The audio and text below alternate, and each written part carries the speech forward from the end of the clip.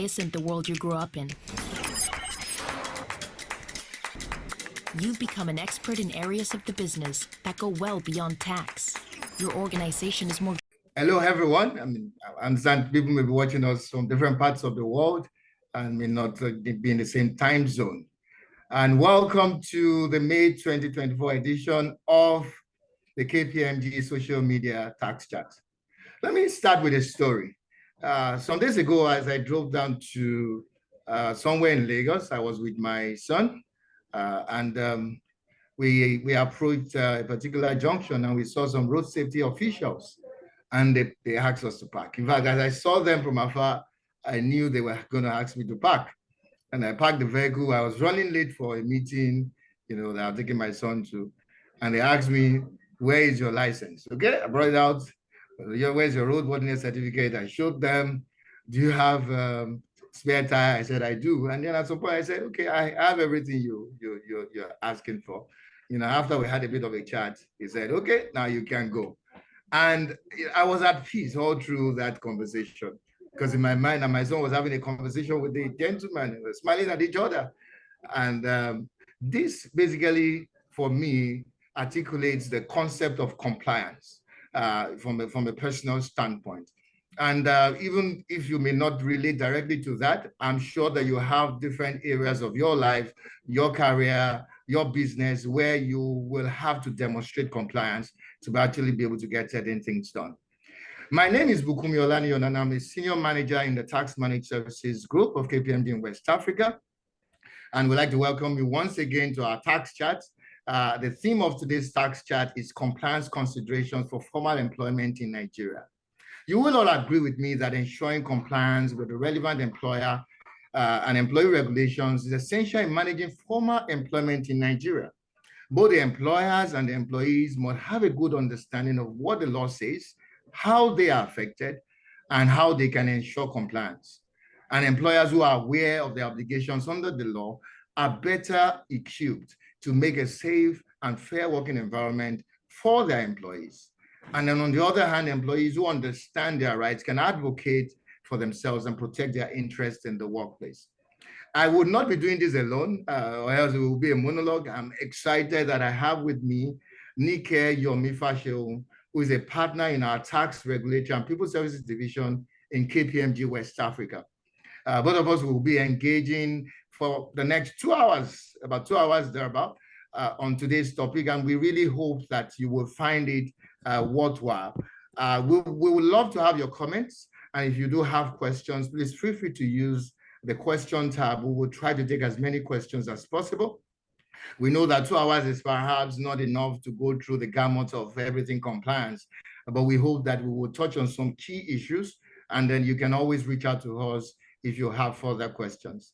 I will switch the mic now to Nike to hear our opening comments, just some comments on what she expects us to go through today. Nike, over to you. Thank you, Bukunmi. And good morning. Nike, I think your mic is still off. Can you hear me now, Bukunmi? Okay, yes. Continue, please, Nike. We can. Yes. All right. Thank you, Bukunmi. And I warmly welcome all our audience of today for this May edition of KPMG Tax Chats. And I want to assure you that it's going to be like an engaging one in terms of us looking at what does it take to actually be compliant when you have a group of employees in a formal sector, even those in the formal sector. There's a way they're interwoven. So in the course of 2 hours, we'd like to probably discuss things you need to pay attention to for you as an employer and also as an employee in terms of compliance on work-related transactions in Nigeria. So welcome once again. I look forward to an interactive session with all of you. Thank you, Bukunmi. Great. Thank you so much, Nike. Now, before we really dive into the discussion proper, we would like to, just do a quick poll, 3 questions, and we'd like to engage with our audience. We'd like to encourage you all to participate in the polls. Just 3 simple, quick questions. We want to gauge your views on some topical areas. So the barcode is on the screen. If you have a smart a smartphone that is enabled to scan barcodes, you can use that. And you can also join at slido.com, type in the access code, or use a link which should be in the chat box right about now. Admin person, I think, has put that link in the chat box. So just click that. We just wait a few seconds for people to join, and then we will start taking the comments. You know, as we wait for people to join, I mean, Nike, I'm sure you do have some stories or a story or two in terms of compliance. You know, will you mind to share briefly? Okay, thank you, Bukunmi. I think when you talk of formal employment in Nigeria, it relates to both the local and expatriates. And that's what makes it interesting, that you have obligations on both sides. Yeah. Whether you're a foreigner that's picked up employment in Nigeria, in informal sector, let me put that informal sector.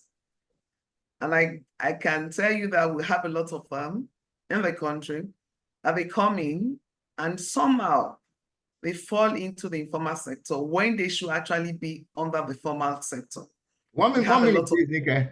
Just a minute. Okay. I think you can just hold that thought. I think the poll is up now. We'll continue with that thought. Let's just launch the poll, and then so that we can quickly gauge the views of our audience. So the first question is, what is your biggest compliance concern regarding formal employment in Nigeria? Very simple question. This is not a jam question, obviously. What is your biggest compliance concern regarding formal employment in Nigeria? Okay, some of the restaurants have started coming in. Okay, one person. We look forward to more votes. Okay, great. Understanding labor laws and regulations, navigating termination procedures while protecting employee rights. Interesting. Ensuring, okay, no one has gone for ensuring proper documentation for expired employees yet. Perhaps some people will get to that. We will cover some of that area also. And if I may just say to our audience, we will try to cover expired employment to some degree, and also the employment of regular Nigerian nationals who may not be expatriates. So just to create a balance, because I do understand that some of you may have expatriate in your employment, and you may want to also understand how best to manage the compliance obligations that you may have. Great, somebody, yeah, we have votes now for ensuring proper documentation. Let's just get more votes. You can get up to 20 people. I think we can take. So we have 18 people who have voted. Keep the votes coming in. Keep the votes coming in. Wow, it looks to be a straight fight between understanding labor laws and then navigating termination procedures. What do you think about that, Nike, in terms of the responses so far? So, the interesting one for me is that no one is talking about pension contribution requirements. So as a worker, one of the things you should look forward to after all the work, at the point of retirement, what is your pension requirement? What does it entail? What do you need to do to ensure that you have a safe net for retirement? Yeah. And then I also look at the percentage of 48% of the respondents are interested about labor laws and regulations. And what that shows, that want to know what their rights are as employees, and also for employer too. What are those things that you need to ensure is done to ensure that your company is not sanctioned or penalized out of ignorance, maybe for not filing a particular return at the right time? And in the course of this discussion, we look forward to actually sharing with you the regulations and laws guiding labor relationship in Nigeria. Yeah. For both the expatriates and the local employees in formal sector. There's some that are also not in the informal sector, but that there's an overlap as we take the discussion further. We share light on the two and the overlap. Yeah. Thank you so much, Nick. I think we can. Okay, now I'm saying 6% has actually mentioned something about pension. Yes. That's good to know. Because for me as an employee, I'm interested in knowing what my pension will look like and what are the regulations concerning the pension requirements. Indeed, Nigga, you still have many years to serve. I mean, it's okay to think about pension. I think you still have like 20 years to work. I mean, that's a joke anyway. Maybe I do. I think I still do. I have at least about 20 years or thereabout. But clearly people want to know more about, the regulations. So thank you so much, our esteemed audience. Let's go quickly to the second question from the poll. Okay, it says, are you aware of the Are you aware of the procedure for obtaining visas and work permits for expatriates in Nigeria? So this question is related to expatriate employment. You know, former employment, expatriate employment is a key. That there are quite a lot of expatriates in Nigeria. A lot of companies require expatriate manpower, and so I think this is a key area that people need to be abreast of. So I think, wow. So far, Nika, no, I'm not aware of the requirements. Wow, that's interesting. That's interesting. Perhaps because of the audience we have, you know, we could have a large audience. People who are tax practitioners, some may be HR practitioners, some may have other roles that they do. So that perhaps may be the reason the vote is skewed in this way. But it's good that at least 33% say they are aware. What do you think about this result so far, Nika? Okay, thank you, Bukunmi. I think 68% are not aware, which is a good one for us. So at the end of this session, we look forward to being able to impact them with basic requirements, what they need to know, how to obtain work permits. And on a lighter mode, I think not being aware could be from the side of saying, I see so many expatriates, maybe like as chef, or I see them in supermarkets, I see them in malls, and people are wondering that what are the requirements for these people to be working in Nigeria? So at the end of this discussion, we'll be able to get around that and let you know that whether they come in as cooks, as drivers, as nannies, as house help, there are requirements guiding any foreigner employment in Nigeria, whether they're in the formal sector or formal sector. We share that in the course of this discussion. Indeed. Indeed. Thank you very much, Nika. And I mean, something good about this is that even if your role does not directly involve oversight over expired issues, I think it's some good information to have as somebody in an organization, maybe you're in tax, you're in HR, and at the end of this conversation, you will actually see the interface between tax and immigration. It's quite interesting, the interface between tax and immigration. So let's go quickly to the last question for the poll. Thank you. We're seeing some questions, a question coming in. We will take questions as they come at different intervals. Okay, great. The last question says, as the organization commenced the submission of expired quota utilization returns to the Federal Ministry of Interior. So the quota utilization returns is related to expired employment, and this more or less a question to double down further on the initial question. So as well quota utilization returns. So we have yes, 38% not applicable. Perhaps those ones do not have employees, expired employees. Okay, yes, no, I'm not sure. And then you have no. So nobody has no yet. Nika, what do you think so far? Nika, you're muted. Okay, good. Yeah. And I think for me, the interesting bits has to do with at least when we have 48%, of our people, it's actually 39. Just a moment. Okay, that's fine. Okay, I mean, while Nika is trying to sort out, I think she has a technical issue that she's trying to resolve. Thanks, everyone. Wow, it says, as the organization commenced submission of expired quota utilization returns to the Federal Ministry of Interior. Yes, wow, that's very impressive.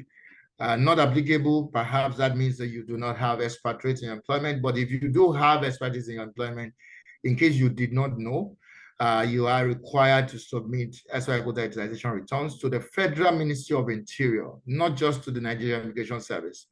So if you do submit to the Nigerian Immigration Service, you should start submitting to the Federal Ministry of Interior. We do have clients that we support in this area, and we are happy to have conversations with you on that. I'm not sure also, you can always reach out to us and we can have a conversation on what needs to be done.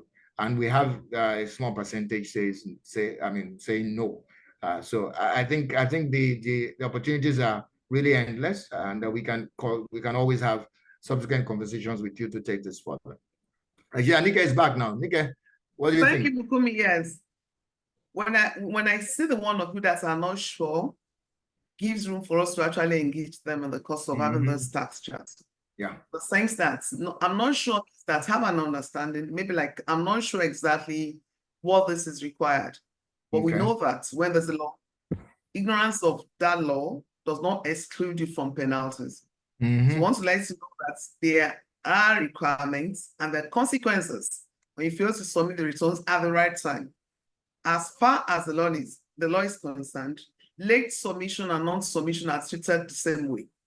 So, and the cause of the discussion is to let people know that there are timelines for submission of expatriate money returns to the Ministry of Interior. And when you fail to do that, there are consequences that we'll also discuss in the course of this session this morning. Okay, Thank great. you, Bukunmi. Great. Thank you so much once again, our audience. You know, at the midpoint of this event, we will have another round of polls, just 2 more questions to still gauge your views.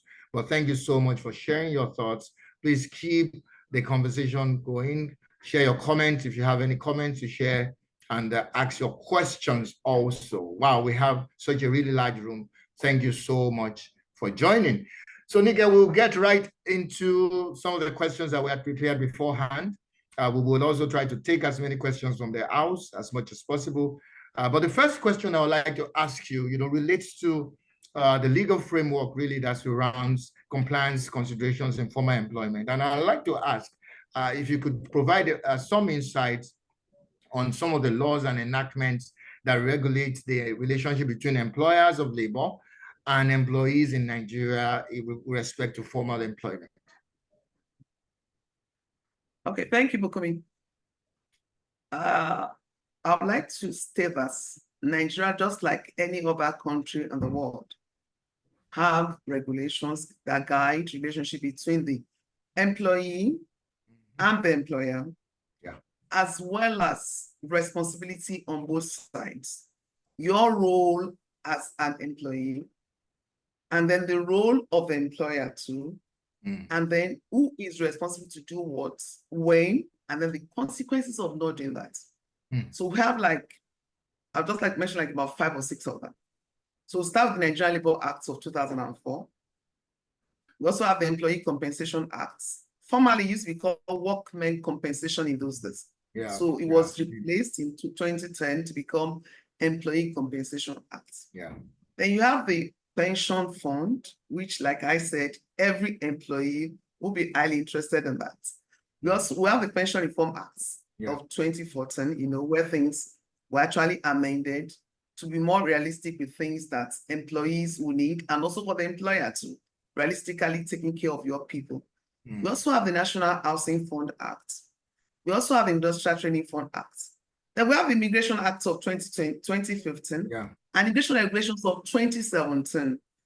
Then we also have the Finance Act of 2021, and then the Business Facilitation Act of 2022.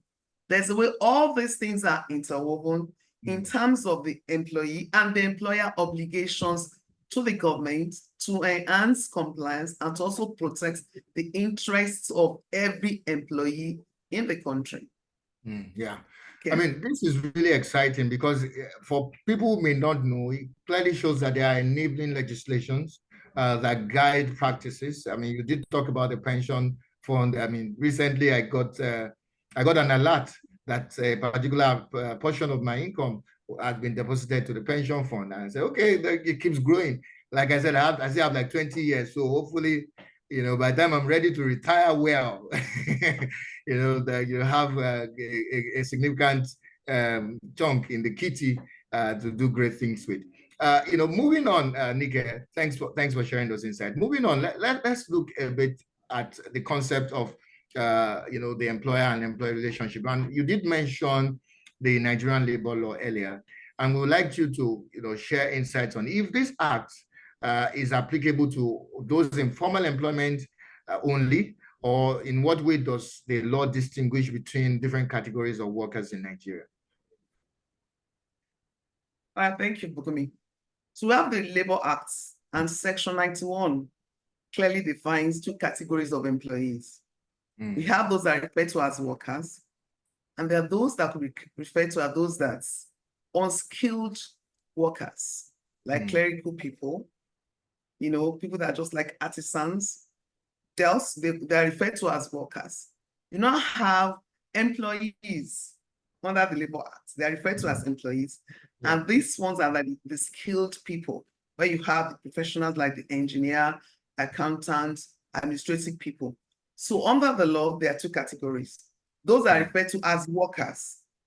They're the one like maybe like unskilled employees, or like your support staff in some organizations. Then you now have those that the professionals. They're the ones that have the technical expertise. You know, they're the one that actually like the lifeline of the organization. But interestingly, two needs to work together. Both the worker and the employee needs to make the organization to run successfully. So the Labor Act recognizes that these two people are important, where you have the employer and the employee relationship.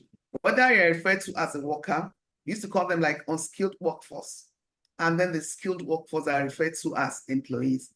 The two categories are recognized under the Labor Act. Okay.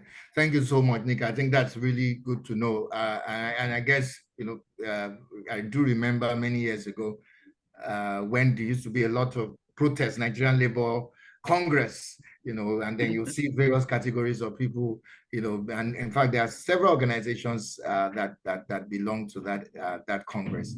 Now, you did talk about workers. I'd like us to dive a bit into the category of expatriate employees. We will still go further into other areas, but I'd like us to look a bit closely at that. And the reason I would like us to do that because it's something that everybody or many people would be interested in. And specifically, I'd like you to share your thoughts around the bodies that are responsible for regulating the employment of foreigners in Nigeria. Or do foreigners just have the liberty to just carry their bags and just enter? Because at times people think that Nigeria's borders are porous, nothing, there's no law. You can just come in and go out without any repercussions. Okay, thank you, Bukunmi. You know, that's actually an interesting one because we actually had cases to that. Some expatriates in ignorance just think that they can just come to Nigeria without a visa. They just go book a flight and then when they arrive at the airport, I think they can come into Nigeria. Especially when you come with the visa on arrival, we get to that later. In terms of regulation, the Federal Ministry of Interior is actually the regulatory agency in charge of giving approval or permits to have expatriates come work in Nigeria. And that happens to be in whether they are going to have expatriate quota for long-term employment, and then for short-term employment that Nigerian Immigration Service will be in charge of. So what has happened that you have the Ministry of Interior, the supervising body that gives the facility to any company to allow them to come and work in Nigeria. While the Nigerian Immigration Service are the one that will administer the facilities, they will give you the residence permit to work in Nigeria, whether you want to come in for short-term or long-term. So the difference is that the body that gives the approval cannot give you a residence permit. They can only give a document to a company to employ you. When that company now wants to bring into the country, the Nigerian Immigration Service will now be the one to administer the facility given to the company that will lead to you having a residence permit or a work permit, as we call it in Nigeria. But there are guidelines that support that. A company that wants to bring in expatriates or foreigners to work for them, and also getting a business permit, authorizing you to actually employ foreign nationals to work in your company, whether you are having a mall, whether you are having a restaurant, whether you're having a clinic, whether you are having a professional outfit. There are regulations in place that guide the kind of approval you must obtain from the Ministry of Interior prior to bringing any of those people into the country. Yeah, thank you very, very much, Nick. And I think this is really very important and useful. You did talk about the role of the Nigerian Immigration Service, NIS for short, and the Federal Ministry of Interior. And I think it's important to mention here, especially for people who may not be aware, because at times companies think that, many people think that the quota approval is issued by Immigration Service, and they may have engaged an immigration official to help them get their quota, and then not knowing that that same official will still go to the Ministry of Interior to get their approval. and it's important to know that those two bodies have their roles. The ministry is the supervising ministry over the Nigerian Immigration Service, but they do have different roles that they play. You did talk about quota, and before we leave the concept of SY quota, I think it would be good for you to share a bit on the Nigeria SY quota policy. I mean, what is this quota policy really about, and what's the aim of the policy? Okay, thank you, Bukunmi. At the point of the introduction of expiry quota policy, the government is actually looking forward to having like a transfer of technology and expertise. That you come in, you want to have the locals understudy expatriates that have the expertise that they are bringing into the country. And that's why you have the understudy policy that goes hand in hand with the expatriate quota. For every time the federal government gives expiry quota to a company, they expect them to have at least 2 Nigerian understudies that they can transfer technology to, transfer the skills to, that over time, they can take over the role of that expatriate. And every nation, not only Nigeria, you have places where transfer of technology is very, very important.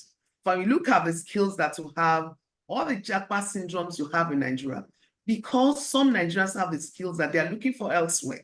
The same way we need technology over people, there's some skills that Nigerians have that they are looking for in Europe or in Asia, that they want those Nigerians that have the expertise, and they ask them to come live there or come to Canada, for you to come work there because they already have the skills they are looking for. So it's all about the world. So the quota policy in Nigeria is mainly that you come in, you invest in the economy, you make your gain, but at the same time, the government is particular about you training Nigerians, imparting them with necessary skills, and you transfer the technology. So as time goes on, they can actually function effectively. And I can tell you of companies where you have, when they started, they have the quota approval for the expatriates. And over time, they become Nigerianized. They do no longer need all those quota positions because they have skilled Nigerians that can do the job much more than those that taught them at the beginning of the expatriate quota. And I'd like to mention that a lot of changes have happened in the quota system in Nigeria. At the initiation of the quota policy, it used to be for 10 years lifespan. So you get the first grant for 3 years, then you have the option of renewing for another 3 or 4 times. But now it's reduced to 4 years. After the first grant, you have it, you can only do renewal twice. And then for those in oil and gas, twice. And for those in non-oil and gas, is 3 times. So the validity is reduced from 10 to 4 and to 7 respectively. But I can tell you that, like I tell people all over the world, you cannot be anti-expatriate or anti-foreigners because there will be somebody somewhere that need what you have and you also need what they have. So there's like an exchange program. Brilliant. And I think that's really should be the focus, even as government seeks to see how best they can maximize expired employment in Nigeria. Clearly there have been instances of abuse where you see, all sorts of people coming in and taking roles that you wonder why is an expatriate occupying this role. But this does not take away from the fact that there are certain things that we need to benefit, and even flow of FDIs. If you are anti-expatriate, it will discourage investment and companies that need to actually bring in the much required capital into Nigeria and have people, oversee those investments will not be able to do so. I think this is really, really very instructive, and it's something that our government needs to also take note of, given some of the recent developments around EL. I know we're not talking about it today because it's been put on hold.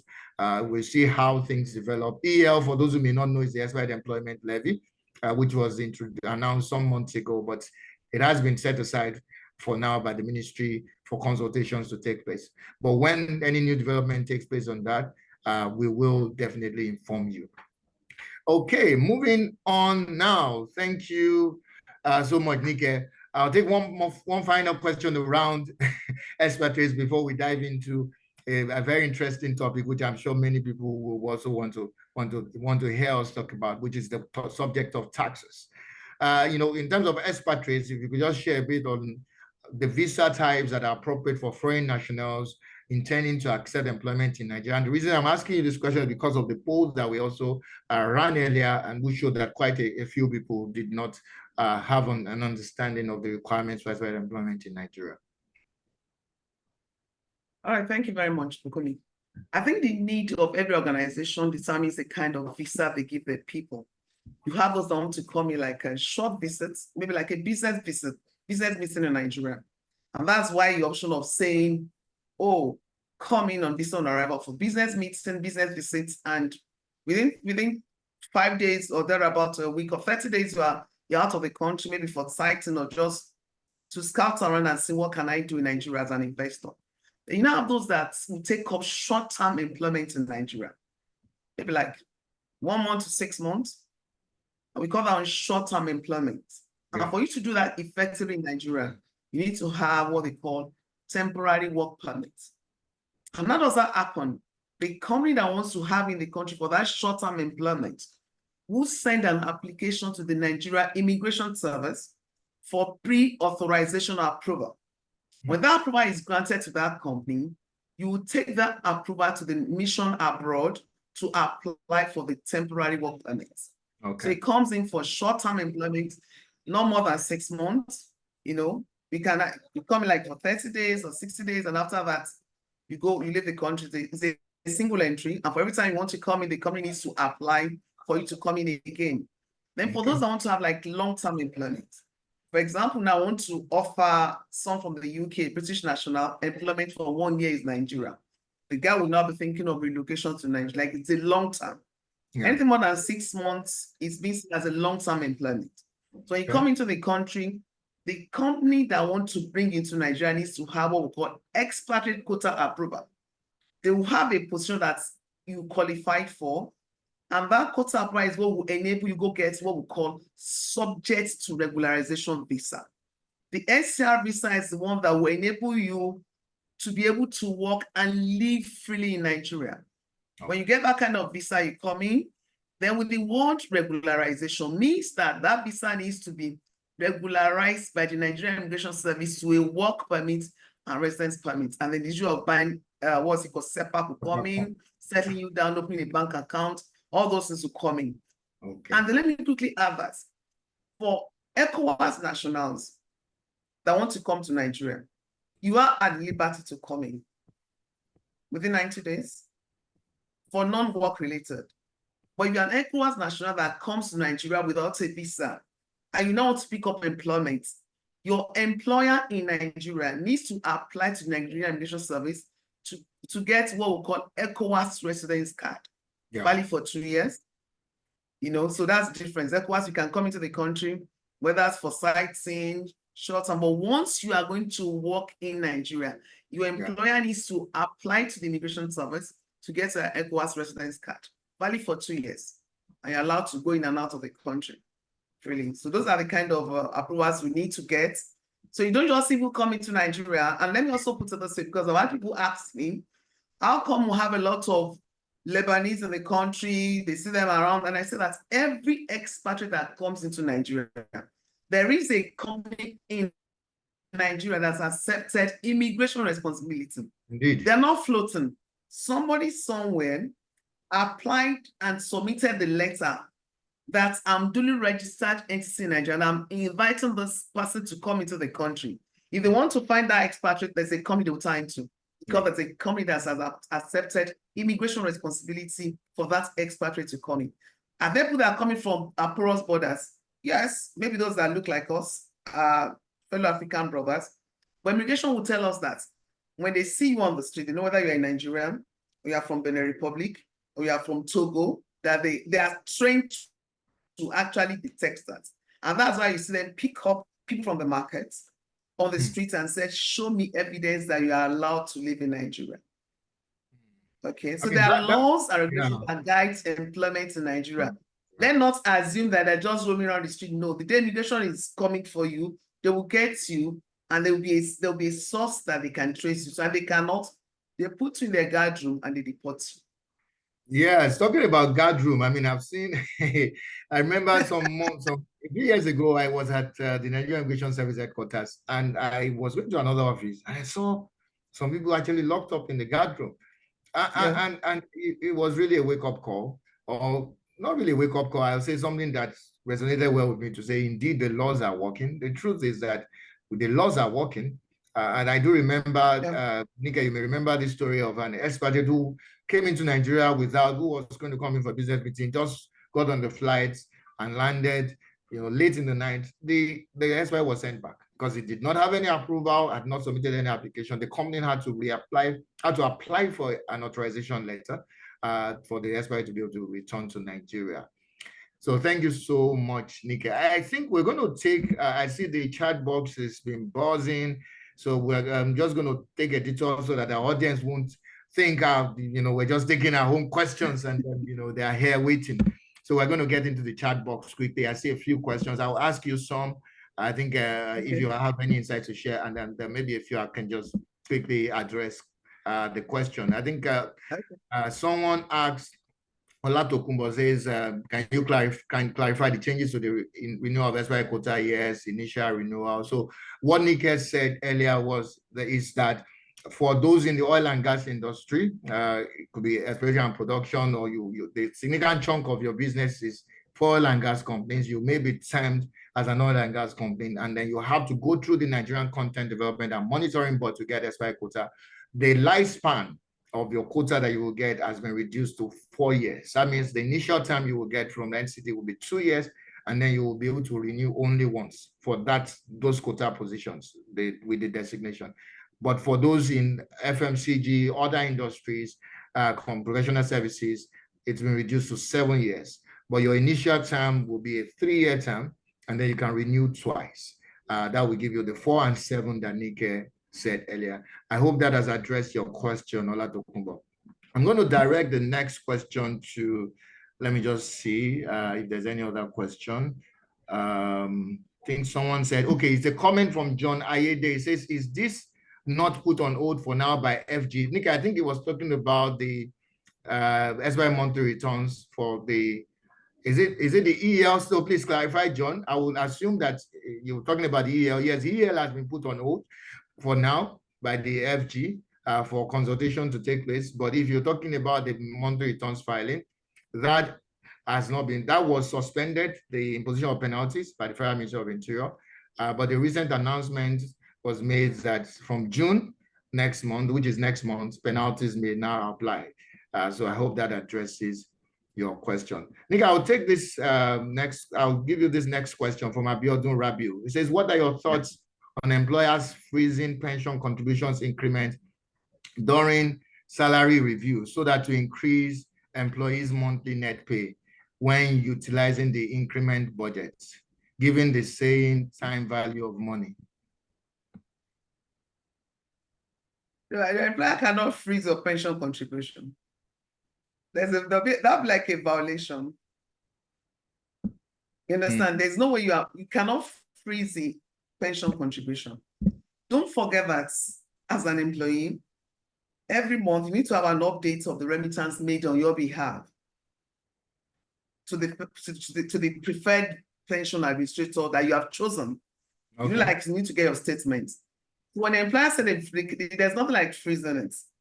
If they do that, they need to you can actually take them off, or they want to pay the backlog, because I know that under the law, no employer is allowed to fill your pension fund contribution, no. And then we also tell people that it's part of your right as an employee to ensure that you get a statement from your pension fund administrator, so that, oh, okay, what is my balance? If every month there's just actually sent you like a text message or an email for you to know where you are, what your balance is at every point in time. So no employer will do that, because they know that at the end of the year, the amount that is paid for you, there's a portion of it that should go to pension contribution. Yeah. And then let me say, maybe you're referring to pension, the freezing, maybe, there's some portion that's 5% and 10%, but some employer will say that, I want to bear all the responsibility of paying the entire amount on your behalf. So if things are not going well as they plan now, you might not want to go back to saying, oh, you start paying somewhere, I pay the other part of it. But freezing it is not allowed under the law. Yes, thanks, Nika. I mean, as I look at the question, you can put a follow-up message in case you didn't quite address it. But in thinking about it further, Nika, it says increasing pension contributions increment. So because the question is what's the basis for the pension? So it's 10 and 8%. So 10% of the BHT, basic housing and transport. So now the employer is supposed to contribute 10% while the employee will contribute 8%. And if the employer decides to contribute everything, in fact, this person has preempted a particular area that we're going to get into. But if the employer is going to contribute everything, the employer contributes 20%. Now, if there's a salary review, except the salary review doesn't cover BHT, because the basis for pension calculation is BHT, basic housing and transport. So it will be 10% of that BHT. Yeah. So, but if BHT is increased and then they decide to reduce the percentage they are contributing, then it will not be complete. So Abiodun, you may want to just, I think I'm looking at it. Freezing the increment during the time, meaning you get more net and your pension does not grow. That is if they decide to load other areas of your compensation so that you get more net, it's a salary structure thing. It's really left to organization as long as they still pay the appropriate taxes. Because in the end, if those increments are made maybe to other pay elements beyond BHT, basic housing and transport, you may end up getting more. Maybe they give you a feeding allowance or something, increase that. That will not flow into your pension calculation. So that will not be called a freezing. Yes. But if the basic is increased, automatically the calculation, the amount that will go to pension will increase because 10% of that would be more than 10% of what it was before. Abiodun Rabiu, I hope Nick and I have addressed your question. That if we have not, and Bukunmi, also to add, right? Mm-hmm. That some employer might think that you want more money in your pocket, immediate cash. Yeah. So they also want to ensure that they satisfy you to actually feel that increment and saying, I'm putting more money in your hand, not that I'm saving part of it. Mm. Yeah. So the dynamics of how they structure it is a structuring of the compensation now that make you think that they've frozen it. It's not frozen. It depends on how they've gone to categorize what they are giving you. There's some benefits in kind they give you that will make your money to new increment has come, but it's not going to any of those one that is under the pension stuff, not under BHT, you understand? If they're coming and give you something so that you have more cash to take home and you can feel the increments much more than saying, oh, they are going to flitter and then the BHT will apply. Indeed. Hope that's has addressed your question. Please let us know. Oh, great. You wanted to get our thoughts. Okay, great. Thank you. Okay, thank you. We're happy that we have addressed your question. I think we've gone through all the comments that we had earlier. I think, okay, there's a comment. Okay. Yeah, we have. So we're just going to go into the subject of taxes. There's a great man called Benjamin Franklin who made a quote many years ago. He said, in this world, nothing is certain, except death and taxes. And at times when I remember, before I go into the concept of taxes, I remember many years ago when I joined the firm and I got my offer letter and I looked at it and I was excited. I just divided it by 12. I thought that was what I'll be getting on a monthly basis. Only for me to get my my alerts at the end of the month, and I couldn't reconcile what I thought was going to be my take home, and the take home did not look like it was taking me home. At that time. I mean, this is just an aside, but I'm sure a lot of people can relate to it. I'm sure many of the people in our audience are smiled at that you look at the compensation, the letter, and then you just divide by 12. But there's something called tax that will have to be paid. And so, Nick, I would like to I'd like you to share a bit around, how employment tax is administered in Nigeria. Okay, thank you, Bukunmi. So taxes, rights are civic responsibilities. So know that behind your mind, that as a worker, you are meant to pay your taxes. It's the right thing to do. Paying taxes is the right thing to do.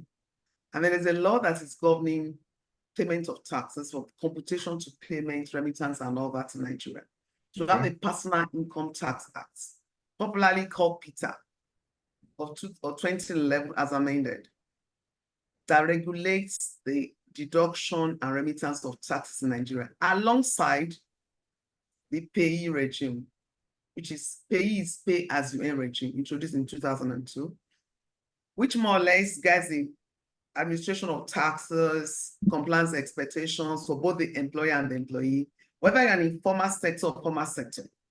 There's some things that are expected of you to be done in terms of taxes in Nigeria to support the economy. For example, on lifetime wood, most of us would like the way what we see on Tommy Land Bridge now, where it's looking at taxes, provide things like that. And when we see the results of taxes we've paid, when facilities are provided, we can feel it, we enjoy it, and we're happy to do it. But beyond being happy to do it, there are some regulations that guide how remittance of taxes should be done and when to do them and who is responsible. So if you look at Section 82 of the Personal Income Act, Peter, Section 82, clearly puts the responsibility of deduction on the employer. Your employer is actually tax authority of the one that will deduct the applicable taxes from your salary and remit to the government. If I will call them the agent of the government. For every time an employer employs people, they represent the government in terms of collecting the taxes from your salary before they pay you, not after paying you, because if after paying you, they say it's not voluntary anyway. I say, oh, who wants to pay taxes? Just like Bukunmi said, we just naturally want to take their money and just say, by my way, I will not pay anything, But we realize that there is a statutory obligation for an employer to ensure that taxes are deducted before salaries are paid to their employees, and then remit the same taxes to the state inland revenue service where the employee resides. So two things you need to know about taxation. The principle of where you reside, and the one in Lagos is an interesting one. For those people that are living at Mowe, people that are living at Akute, literally, where do you stay? I stay in Lagos. Where do you stay in Lagos? Akute. Akute is Ogun State, as far as the tax man is concerned. And your taxes are meant to be remitted to where the employees reside, not where you live. Yeah. For instance, now, KPMG office is in Victoria Island in Lagos State. Our employees that work from Opik to Mowe, Freya City, Akute, Agbara, all those areas that mistakenly called Lily in Lagos State, their taxes will be remitted to Ogun State because that is where they reside. So two things will guide the issue of taxation, where you reside, and that your employer is the agent of the government that is expected under the law to deduct the taxes and remit the taxes to the government before the 10th day of the following month. In essence, the taxes deducted by your employer for April should have been remitted to the State Inland Revenue Service before the 10th of May. That's what the law says. And we're all expected to comply to ensure that you, as you deduct, you also remit. And peradventure, as an employer, you deduct that money, you refuse to remit to the government, there are penalty for you as the employer because you are representing the government. You've taken the money from your employees' salaries. Instead of you to remit to the government, you are keeping it somewhere, not remitting it at the right time. There are penalties to be paid. So you go to Section 74 of Peter, 76, 82, also tells the penalty for that employer to pay the penalty, like about 10% of the tax liability, and also the interest prevailing rates at that time. So it's not only for you to deduct as an employer, you must remit at the right time to the government on behalf of your employees. Okay. Yeah, thank you so much, Nike. I was going to ask you a question around the concept of convenience, but I think I could still ask it because in spite of what you said, someone may think and say, does it matter where the tax is paid? Tax is tax, right? If my company's head office is in Lagos, I can easily pay all the taxes deducted from my employees' income to the Lagos Internal Revenue Service for the sake of convenience, irrespective of where they live. What do you have to say about that, Nika? Thank you. Bukunmi, tax is not a matter of, it's not based on convenience or logic or your feelings. You just feel that you want to rationalize that. why do I need to remit to Ogun State where my staff are working in, and I'm providing facilities for them in the office in Lagos? No, there's a law that guides taxation, and remittance. It is where the employees reside. And that's why you see that you have kids at the point of filing, you're going to put the place of residence. So you have a company that have employees that they work in Lagos, but you have some of them reside in Oyo State, Ogun State, but there are some areas that are very close to Lagos, but they're not Lagos State. And that's why I keep using the example of Agbara, Akute, Mowe, all those are like redemption camp that people go work there. All those people, their employer needs to remit their taxes to the Ogun State, not Lagos State, because that is what the law says. So taxation remittance is not based on my convenience. I say, oh, I think it's better for me to just pay here and then you sort it out. No. The right state where your employees reside. And that's why you see that every employer, you also have the data of your employee. And every year you collect the data. If you live in Lagos this year, and peradventure you now get to build a house at Opik, because Opik is Ogun State, as close as it is to Lagos, it's Ogun State. You now decide to have a house at Opik. Your employer needs to be informed that I no longer live in Lagos State. I've changed my residence status to Ogun State. And that employer will fill the form at the point of filing your returns and they remit the taxes to Ogun State subsequently. Okay. Yeah. Thanks, Nick. I think it was good that I asked that question because this is very critical. Because if the employer is not informed, then the right updates will not be made. And then there may be issues during a tax audit, for example, and the one Internal Revenue Service office may claim that their taxes have been paid to another agency.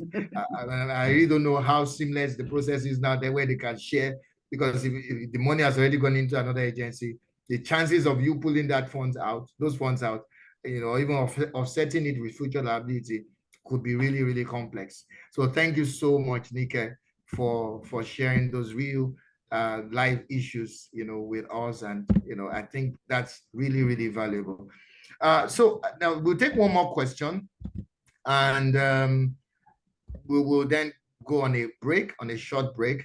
And then before we reconvene, we'll take a poll. We'll take some poll questions after that. But let's just take one more question, Nike, which is around other compliance obligations. I think we can just get through one, that relates to the employees. So, are there any other compliance obligations that relate to the employers or employees that you would like us to talk about? That you'd like to talk about the annual compliance filings, the returns, that employers need to make on behalf of their employees. You can get through one before we go on the break. Thank you. Well, thank you, Bukunmi. Like I said earlier, both the employer and employer, they have obligations under the law in terms of filings, annual filings. In fact, for the employer, before the 31st of January of the following year, for example, now, all taxes deducted for any employees of a company, before the 31st of, the ones deducted in 2023, before 31st of January 2024, all the remittance, the returns, the documentation should have been submitted by 31st, before 31st. You can't say not to wait for the last day. But 31st on a Sunday, you can't come in and say, well, I'll do it on 1st of February. After all, 31st is on a Sunday. That's why you said before. You don't wait till the last day, because the last day that the law is stipulating can actually be on the weekend. So you plan to do it before that day, because that day can be like on a weekend, and you can't say you want to pay it on the following Monday, which is 1st of February. Penalty was certain. And then failure to do the remittance attracts a fine of 500,000. In line with section 80 of Peter, right? And then for you as an employee too, you are encouraged within 90 days of the following year to ensure that you also file your return. It's in your own interest to actually file it. You need it. But by the time you need your TCC, there's some things you want to just apply for, and they ask you and say, bring your TCC, and I'm like, what's that? So we tell you that ignorance is no excuse. By the time of making benefits of submitting your statutory returns, if it's not done, you can't come in and say, I wasn't aware. And that's why you have this kind of session where we come in and tell you that it's not enough that your employer has deducted your money. You as an employee, you have documents of the remittance or deductions that are made on your behalf. So you go ahead and make the filing before 31st of March the following year, 90 days anyway, of the following year, just to ensure that even though as of today, there are no penalty, no specific penalties for you as an employee, when you need your TCC. So there's some things you need that you want to probably, there's a need for you, you want to make a purchase, especially in Lagos State. That is good enough, they can actually go online. Lagos State has made it easy. In that state that they, the country that they leading examples of where you can actually go online, put in your data and also file your returns and have everything in place for yourself. In addition to what that your employer has done. So it's your own interest to ensure that money deducted from you, the filings, the remittance your company has made, you also go ahead. The following year by March, before March 31st of the following year, you go check that you also make your personal returns. It's done annually. Thank you so much, Nika. And I like to perhaps just double down on that by saying that a lot of people think that, the employer has done the filing earlier in the year and they really don't need, they don't have any other income, even though many people don't declare. Some people do piggy vest, do crowdy vest, do agri investment, do all sorts, and they pocket the money. They don't deduct the taxes, or people have PPs that they do, and that doesn't flow into the employer's returns that is filed in January. And now the truth is that even if you think and you can say with certainty that you don't have other income sources, you don't have diversified income sources, just the employer income, you are still required to file your returns on the platform.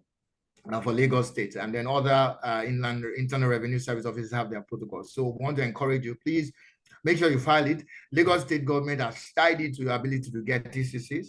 You may think you don't need the TCCs now, but you never know when you will need it. So if it's just the employer income that you have, by the time you log into the database, and we can guide you through that process, you can reach out to us subsequently. You will already find the returns that have been filed. If they have been filed, you'll find the records. You can add any other, if you have rent, some of you may have houses in VI, that you're getting rental income for. You need to declare that income and then pay the applicable taxes that may accrue. Wow, it's 10:59 now. We're going to take a short break. And when we return, we will look into the chat group. After the polls, we'll do the final round of polls and then take questions in the chat group. And then we'll continue down the home stretch. Thank you for staying with us, everyone. You guys should.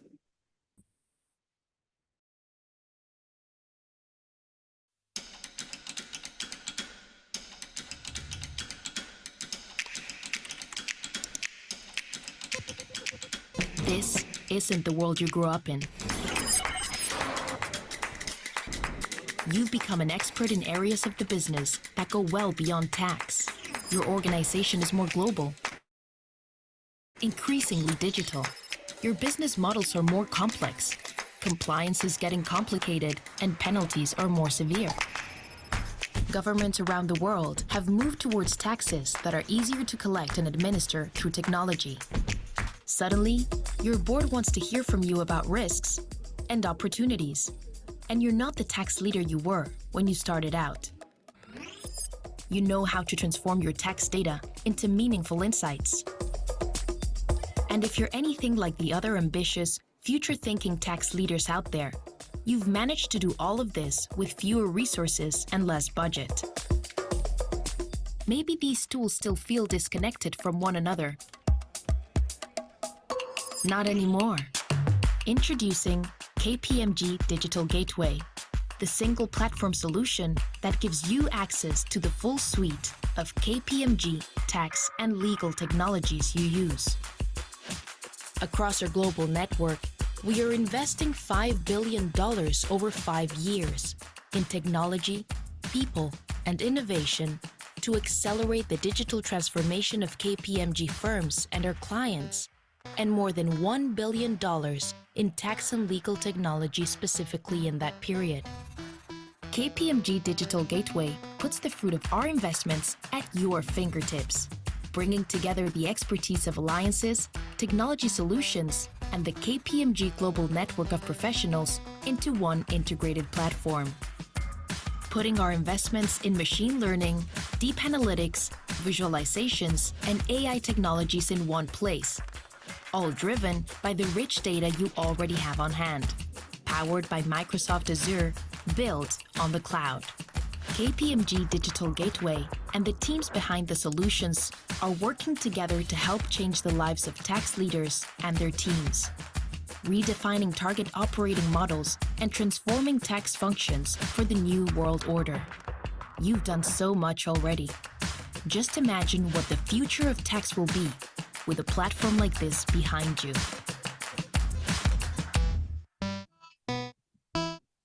Welcome back from the break.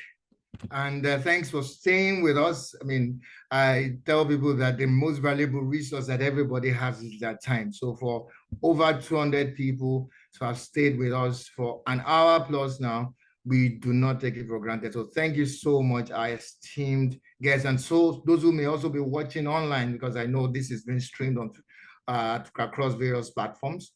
So thank you for staying with us. We trust that you found it valuable. And as we go down the home stretch, the running, for those who understand football, will understand what I'm saying. The running, we will continue to add value to you.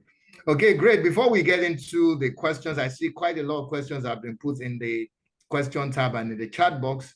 I will just run the final round of polls and have some discussions with Nike on that before we then take other questions.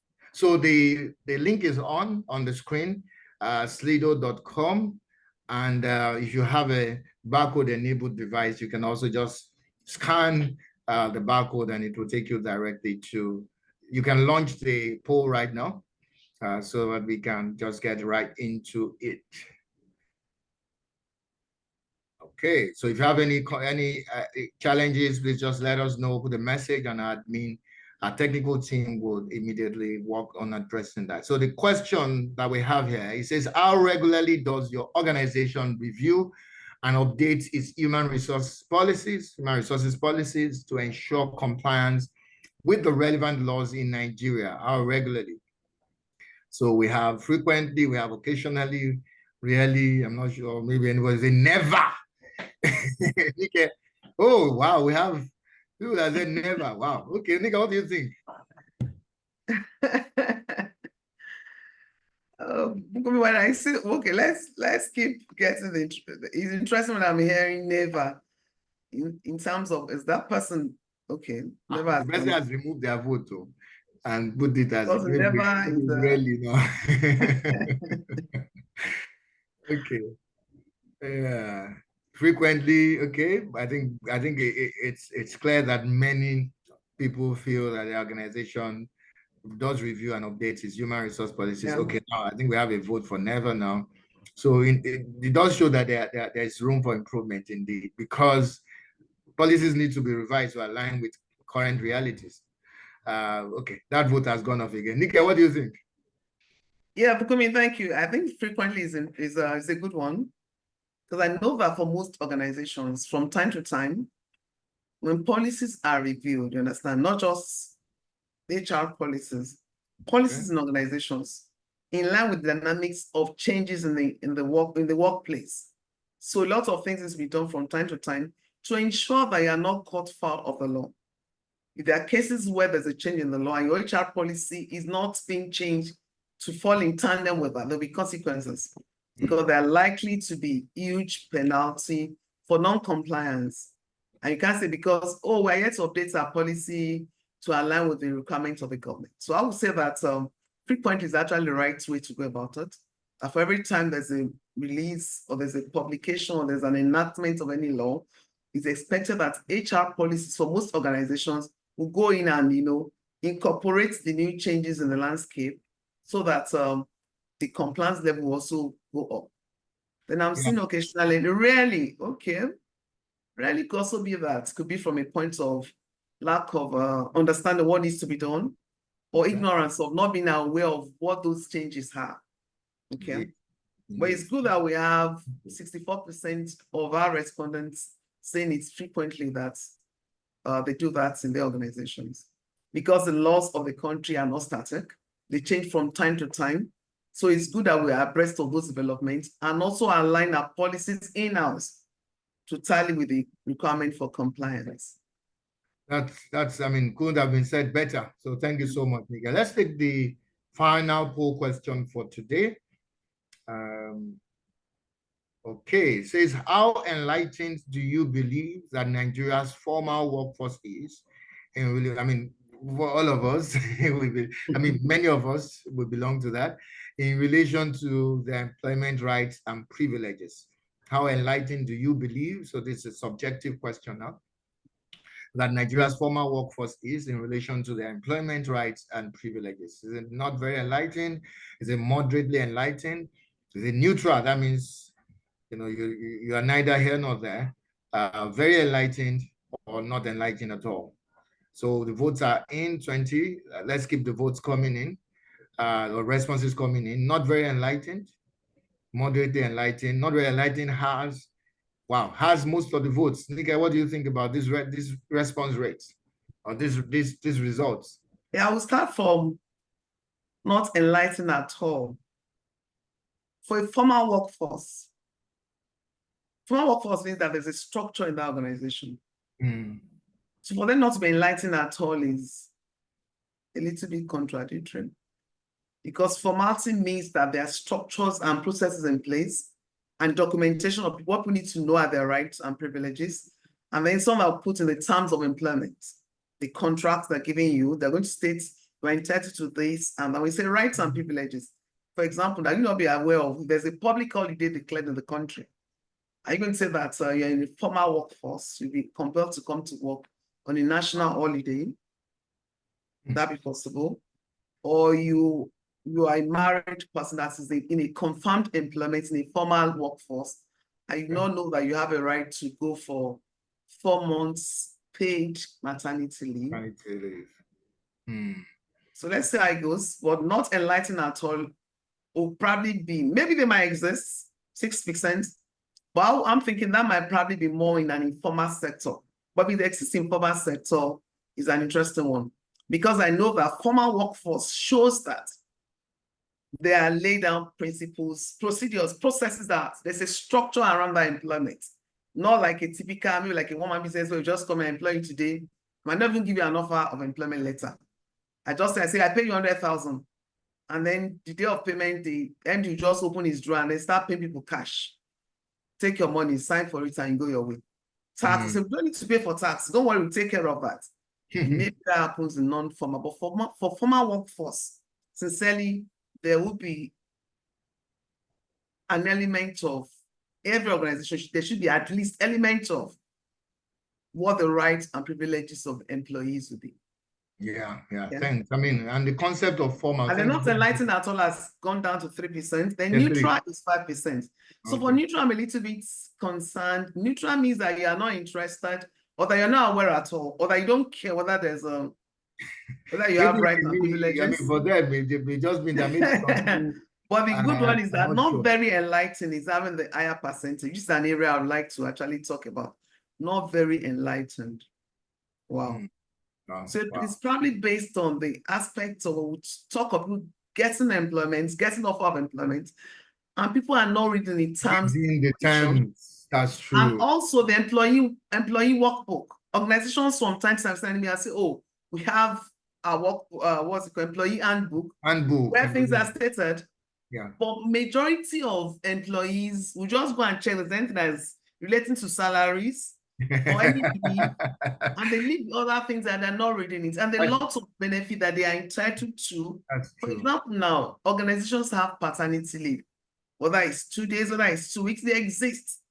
But if it's in the workbook, and if it's a big organization and no one is tracking for you and you refuse to apply for it, you cannot say that it does not exist. It's there. But you don't ask for it, it doesn't mean that it's not there. Okay. So I guess as we progress in today's discussion, people get to know things that surrounds formal workforce and the responsibility on the employee themselves. Like we said earlier, there are rights and obligations for both the employee and the employer. So each need to play their role and get the best of that relationship. Okay. Great. Thank you so much, Nika. I mean, the concept of formal, I mean, from a layman's point of view, is that there's some documentation, proper documentation. So if there's a formal employment, there's an offer, there's an acceptance, and there are terms of the employment. The point you did make about people reading stuff, you are right. Many people don't read. So it's just the money. How much am I earning? You look at the amounts. You really don't read the letters and understand, because there's a difference between just reading and also understanding and seeking clarification. And I think organizations can take a cue from that and also do a lot in enlightening their employees about their rights, their privileges, so that if there is any conflict at any point in time, people already know what is in place for them. Thank you very much, Nika. Wow. Thank you, our audience, for staying with us, both the ones on the live, the stream, and those in the live Zoom room.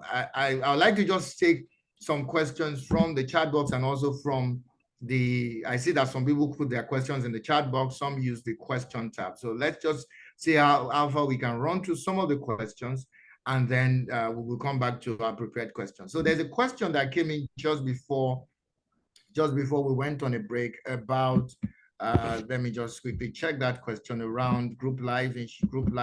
So the question says, talks about, I'll just take that quickly and then we'll come back to you, Nika. It says, can employee remit pension deducted? Okay, no, not that one. I was looking for a question on group life. Can group life, yes. Can group life insurance paid by employers be deducted as statutory deduction in payroll for employees that such premium cover? I'll say quickly, group life insurance is an employer cost. So that should not flow into your employee's payroll, except you are trying to do some shoddy deals. It should not. It's your employer, the employer's responsibility to make a provision for that and also set aside that amount. So that should not be paid. That should not flow into the employee's payroll at all. I hope that answered your question, Dauda. So Nika, there's a question here around, okay, it says, good day, the panelists. Can employee remit pension deducted by his employer to his RSA if employer decided to pay directly to the employee? What the employer paying directly to you? The employer is the agents of government. The employer will not pay directly to you. Nika, what do you think? What do you have to say about that? So for me, there's something not right about that. If I'm meant to deduct something before paying you and remit to the government, so I can't pay you and say go remit on your own. So I decide to let's say the employer pays like 100,000 and gives the right to remit, and you say, oh, I think I need to really use that money to fix my car. Next month I will remit it. It's not done like that. So each and every one of you, both the employer and employee, the statutory obligation should be carried out by the person. The one you probably want to come, if you want to do voluntary contribution, that's solely your own responsibility as you want it, at the time you want it. But the one for the employer, they can't give you and say, go remit on behalf of your employer. No, the law is not like that. No, the employer will not abdicate his own responsibility to you as an employee to remit on their behalf. Indeed. It's the other way around. Indeed. The only one you have control by is like case we want to probably choose voluntary contribution on your own, that you have, voluntary contribution from what you earn, on your own. But that does not replace what your employer needs to do. Yes, thanks, Zika. And to add to that, and just to say, because I'm trying to think of the concept of the context of the question, we're going to get to that, Dauda. But just to quickly, if I can address that around whether the employer is obligated to, there's a part of the law that talks about the minimum requirements, which we will get to shortly. But if the employer does not meet that minimum requirement for those who are obligated to remit pension, then that's probably where this is coming from, saying, no, but if they are saying they are supposed to remit and they are trying to pay you directly, then there's a problem. There's something that needs to be investigated further, because your employer is supposed to remit to the pension fund administrator, and you will get a notification. In fact, you're supposed to register and provide the number to the employer, who will then remit the same way your payee taxes are remitted, or if you're under the payee regime. Okay, so I hope that addresses your question. So there's a question from Femi. Okay, there's a comment from Chijoke. Okay, said, okay, was talking about ESG. Okay, so that's a comment. So we'll take note of that.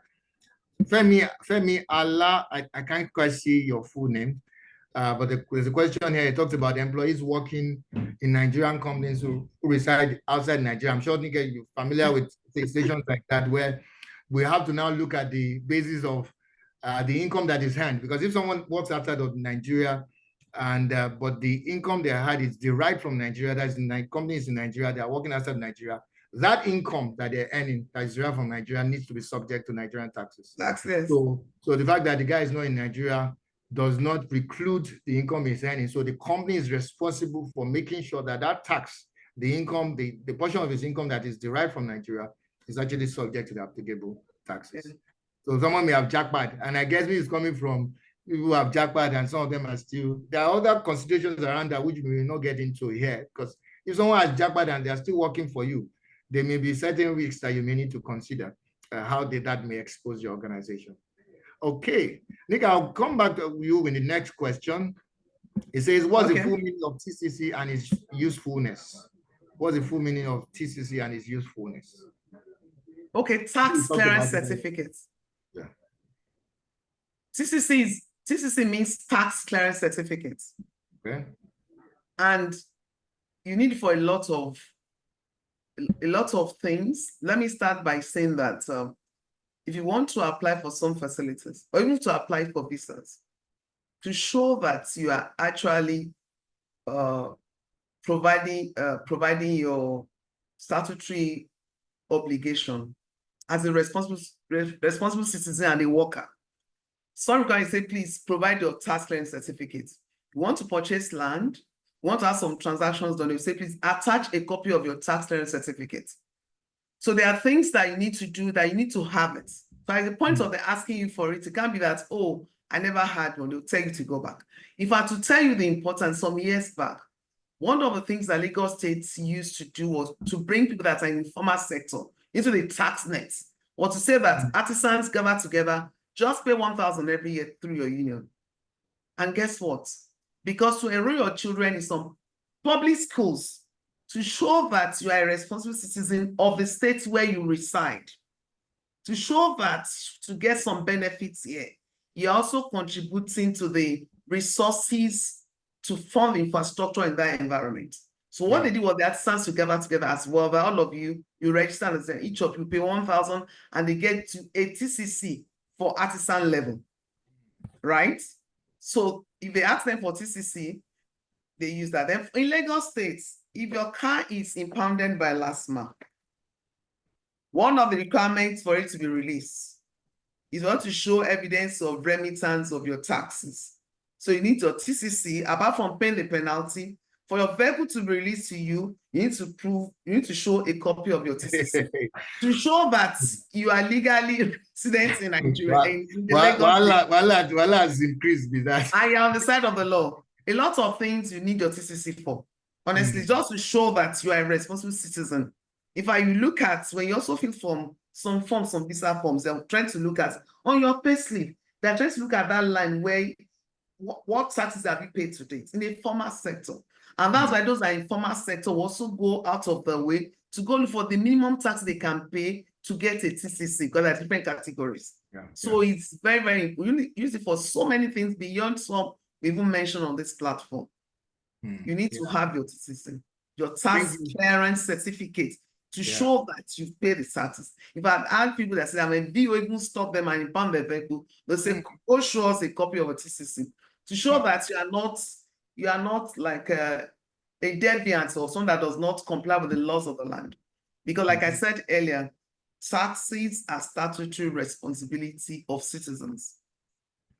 Yeah, thank you so much. It's the right thing to do.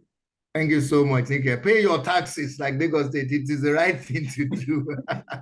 So please, I mean, I don't even see my taxes self, because it's already, gone. We're almost at payday, the best time of the year, like this, of the month, like they say, and we're waiting for background to come in, and I don't see this. Then you see the place says here. paying so much in taxes, but it's all for the good of the nation. Nika, we'll just run through some questions, and I'll take some, and then I'll bring some. It's quick one. I'll quickly answer, and then I'll bring some to your attention. Okay. So those who have put questions in question tab, we're going to question tab now. So we'll address them. It says, please, which section of the Labor Act recognize the two categories of workers? I didn't get talked about it earlier. It's section 91. So you can take a look at it. It's skilled, workers and employees. It talks about workers and employees. That was the concept that she was trying to explain. It says, does it mean the transfer of technology skills should have been done in 13 years? Let me clarify again. What Nika explained is for those in non-oil and gas companies, right now, the lifespan is 7. So the expectation is that within 7 years, that position should be Nigerianized, meaning that a Nigerian should have taken over that position. So you have the initial grant for 2 years, and then you can renew for 2 years for oil and gas. For non-oil and gas, you have the initial grant for 3 years, and you can renew twice for 2 years each. So each renewal cycle gives you 2 years each. So there's no name, it's anonymous. So I hope we have answered that question. So Nick, I'll bring this next question to you because it's quite interesting. It says, who strictly monitors that technology or skills are actually transferred as is expected? Okay. I would say that, the Nigerian Immigration Service and the Ministry of Interior too, they are the ones that they give the approval. Ministry of Interior gives the approval, and you are expected, after 6 months of getting an expiry quota approval, to start submitting your returns to the ministry, where you put in details of the people that are the expatriates on the quota, and then the Nigerians understudying that expatriates. And then for the Nigerian Immigration Service, on monthly basis, they expect you to file your returns and said, oh, I have Mr. A as an expatriate, and I have BC as Nigerians understudying that expatriate. What they are looking for is at the time of bringing a position for renewal, they're expecting that either that person is capable, and that's why the NCDNB has actually gone to reduce one for the oil and gas. They're saying that at the point of coming and say you want to renew this position, you want to say, okay, the Nigerians understudying you, where are they? How far have you gone in terms of making them to be equipped to fill in that role? Yeah. So immigration officials do that by the time they review your returns and they come for audits. You have them coming for audits. You also have those that, what's it called? For Ministry of Interior, so they do audits. So they come in and want to look at your records, review. When we gave you the quota, where are those Nigerians? Were they just stagnant? However, there's a catch I want to tell you. That's a Nigerian you're understudying a particular expatriate as operations manager, and you get promoted from your current role, means you no longer understudy that same expatriate.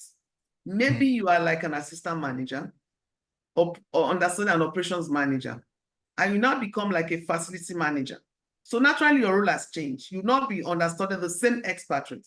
So they will look at the returns they've submitted and give it to them. They might not be perfect, but in fairness, we have cases where they try to do as much as possible in the audit. They come in and look at maybe like a 4 years record that you submitted and say, for us to renew this position, show me a Nigerian that has taken over any of the roles we've given in the last 10 years.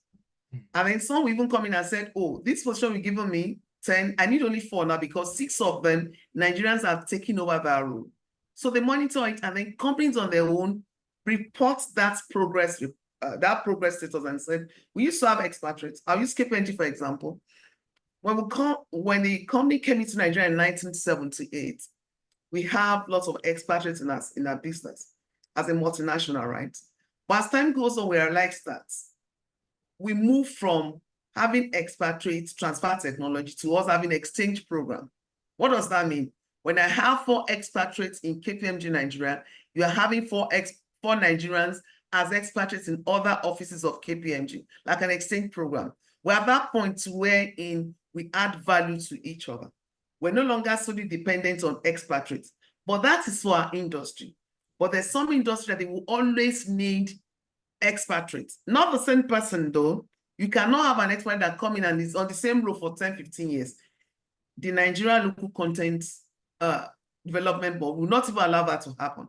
They will tell you that this expatriate needs to leave the country. It should have been done with a technology transfer and let a Nigerian step into that role.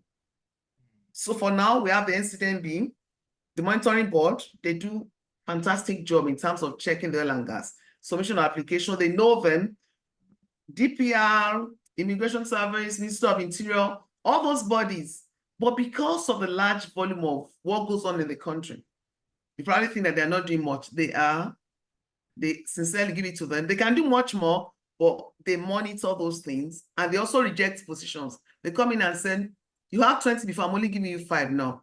Because it is assumed that in the last 3 years, 15 Nigerians should be occupying those quota positions. Okay. Thank you. Thank you so much, Nika. I mean, very valuable points there. So, wow, we have just about 30 minutes left, but I think it would be important to try to go through the questions and the question title as much as possible. Okay. So I'll try to answer some and then I'll bring some to your attention. So there's a question that says, due to the recent Business Facilitation Act, the NHF contribution was made optional, though the NHF Act is still in force. In view of the above, can companies opt out of the NHF contribution? For private companies, yes, you can opt out of it. So the answer to that is yes. And a lot of organizations have opted out of, a lot of employees, if they want their money. I think I'd like Nika to talk about it because I think she does have some experience around NHF issues. So thank you, Bukunmi. I think the key word is what the person asked the question, optional. Optional means no longer compulsory for you to do it. And when you give anyone the option, and that's what I'm saying, that taxes are not optional. So you know things that are statutory, and once it's optional, you do not have to do it. You are not compelled to do it. And the one for NHF is very interesting. In the past, in the sense that we had cases in the past where people contributed and they've not been able to get any benefit out of it. So government was announced that, you know what, let there be option. If you want to do it, it's left for you. If you don't want to do it, you're not in any violation. And that's where we are to do that. As of today, there's no violation for anything that is optional. If you don't do it, you are good to go. And if you think there's a benefit for you to do it, the same way. But remember the others that are very compulsory that you must do. It's not optional for your employer not to remit your pension to the government or to remit your taxes to the government. Those are statutory. Okay. Thank you so much, Nika. Let me just look at a few other questions and then we'll try to see, because now what is happening, which is really good, is that some of the other areas that we would have touched on, the questions are more or less taking us there. Okay. There's a question around, okay, I think this is actually an easy question, but I'll try to just quickly answer. It says, what about companies that pay monthly salaries on accrued basis? For example, January salaries are paid in between 3rd and 10th of February. March salaries are paid in between 3rd and 10th. Now, just make sure that the taxes are remitted before, not later than the 10th day of the subsequent month. Because if there is a failure, then penalties might arise. So even if the salaries are paid between 3rd and 10th, the company just needs to make sure that, and I would advise them if they have to revise that, because they're paying salaries on 10th, then they must make sure they remit the taxes on that same 10th, so that they won't run foul of the law. Is there any consequence if the tax is not paid to the appropriate IRS? And how can one go about such reconciliation? Nika talked about this earlier, that there are the company could actually lose money. It's difficult. I remember many years ago when there were issues around remittance of even withholding taxes, where some companies, some of our clients, even affected me then, some of our clients remitted the withholding tax to FRS instead of LRS. And it was a battle for, I don't think we even resolved it in the end. I think it ended up being written off. So if the tax that should have been paid to Ogun State was paid to Lagos State, and in the course of an audit, it was discovered that the employee was actually resident in Ogun State, the company would have to pay the taxes, would have to, because an assessment would be raised. And if it was clear that the person was resident in Ogun State would demand for their money. And so then you can't go to Lagos State and say, please give us the interface between the tax authorities is not very seamless yet. Ideally, you may think about it and say there should be some form of handshake where they could do some reconciliation and say, okay, this actually belongs to you. But in practice, that's going to be really, really difficult. So for you to close out that audit, you may have to bear the additional tax responsibility in addition to what you had paid before, and then you would have to then pay that to close out the audit. So that's why it's very important. Please tell your employees, send notifications regularly. They need to let you know when they move their residence. Maybe someone moves location, they have a new house somewhere, and they just think that it doesn't matter. They want to keep it secret. Please, this one should not be kept secret. Their addresses should be updated. Now, this is an interesting question, Nika. It says, I just checked, and I'd like you to weigh in on that. I just checked my monthly pay slip, and I see the personal income tax deductions being done monthly. I do not have, okay, I think I can quickly just answer this. I do not have notifications of the filings that I do for pensions. How do I go about that? If you have an LRS ID, just log into the portal. If the remittances have actually been done, you will see the records. If the remittances have actually been done, you will see the records. Wow, Nika, if you go to the home stage, let's take some more questions. Is that person registered with the pension fund administrator? So this is not pension. The person was just comparing with pension. So it was talking about income taxes. Oh, it was comparing with pension. Oh, okay. Yes. It was just looking at using that as a parallel. Nick, I'd like you to take a few of the other questions that we have prepared because of the relevance to the discussion today. So please, our audience at home, we will still come back to the questions that you have sent to us. Just permit us to just run through some other compliance obligations that are very important. And so, Nick, I would like to just start. You talked about I think you've talked extensively on pension. So there's a concept of employee compensation scheme. Would you like to share a bit more on that? Okay. Like I said earlier at the beginning, that employee compensation scheme actually replaced the Workman Compensation Act of those days. Yes. Yeah. And what's it all about?